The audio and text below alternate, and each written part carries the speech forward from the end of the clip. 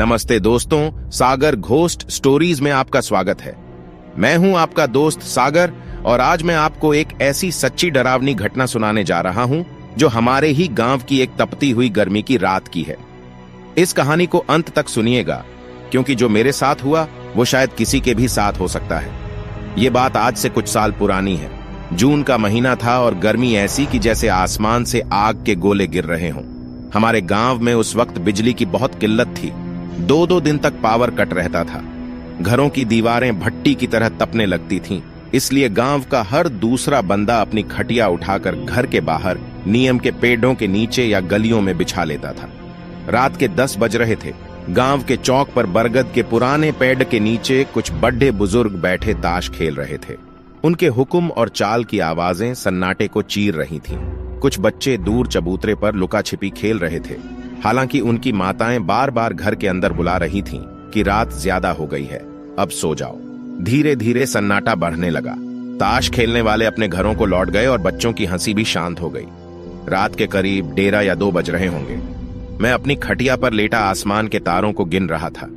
उमस इतनी थी कि बदन पसीने से तरबतर था और हवा का एक झोंका भी नहीं चल रहा था। प्यास के मारे मेरा गला सूख रहा था, पर घर के अंदर जाने की हिम्मत नहीं हो रही थी क्योंकि अंदर की घुटन बर्दाश्त से बाहर थी। तभी अचानक मुझे महसूस हुआ कि हवा में कुछ बदलाव आ रहा है। जून की उस झुलसती रात में अचानक एक ठंडी लहर सी दौड़ी। ऐसी ठंडक जैसे कोई बर्फ की सिल्ली पास लाकर रख दी गई हो। मुझे लगा शायद मौसम बदल रहा है और बारिश होने वाली है। मैं उठकर बैठ गया और चारों तरफ देखा। तभी मेरी नजर सामने वाली गली के मोड़ पर गई। पूरे गांव की सड़कों पर एक अजीब सी हल्की सफेद धुंध छाई हुई थी। गर्मियों की रात में ऐसा कोहरा होना नामुमकिन था।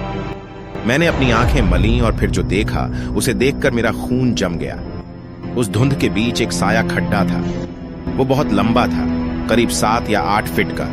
उसने शरीर पर एक मैली सी सफेद चादर लपेट रखी थी। वो बिल्कुल स्थिर खड़ी डहा था, जैसे बरसों से वहीं खड़ी डहा हो। मेरी हिम्मत नहीं हुई कि मैं उसे पुकारूं। मैं बस उसे देखता रहा और वो साया धीरे धीरे बिना कोई आवाज किए मेरी तरफ बढ़ने लगा। उसके चलने में कोई आहट नहीं थी, जैसे उसके पैर जमीन को छू ही न रहे हों। जैसे जैसे वो पास आ रहा था, वातावरण में ठंड और बढ़ती जा रही थी। सन्नाटा इतना गहरा था कि मुझे अपने फेफड़ों में जाने वाली हवा की आवाज भी साफ सुनाई दे रही थी। मेरा शरीर कांपने लगा, पर डर के मारे मैं वहां से हिल भी नहीं पा रहा था। जब वो साया मेरी खटिया से महज 5 फीट की दूरी पर रुका तो मुझे एक अजीब सी सड्डांध महसूस हुई, जैसे कोई मरा हुआ जानवर धूप में सड़ ही रहा हो। उसने अपना हाथ अपनी चादर के अंदर से बाहर निकाला। उसकी उंगलियां बहुत लंबी, पीली और सूखी हुई थीं। उसने धीरे से अपना चेहरा मेरी तरफ झुकाया। उसके चेहरे पर खाल नहीं थी, बस सूखा हुआ मांस था और आंखों की जगह 2 अंधेरे गड्ढे थे। उसने अपनी फटी हुई आवाज में मुझसे कुछ कहा। उसकी आवाज ऐसी थी जैसे हजारों साल से प्यासा कोई रेगिस्तान में रेंग रहा हो। उसने फुसफुसाते हुए कहा, प्यास लगी है, क्या पानी पिलाओगे? मैं जवाब देना चाहता था, पर मेरा गला सूखकर पत्थर हो चुका था। मुझे याद आया कि बड़े बुजुर्ग कहते थे कि अगर रात में कोई अनजान कुछ मांगे तो उसे सीधे हाथ से कुछ मत देना।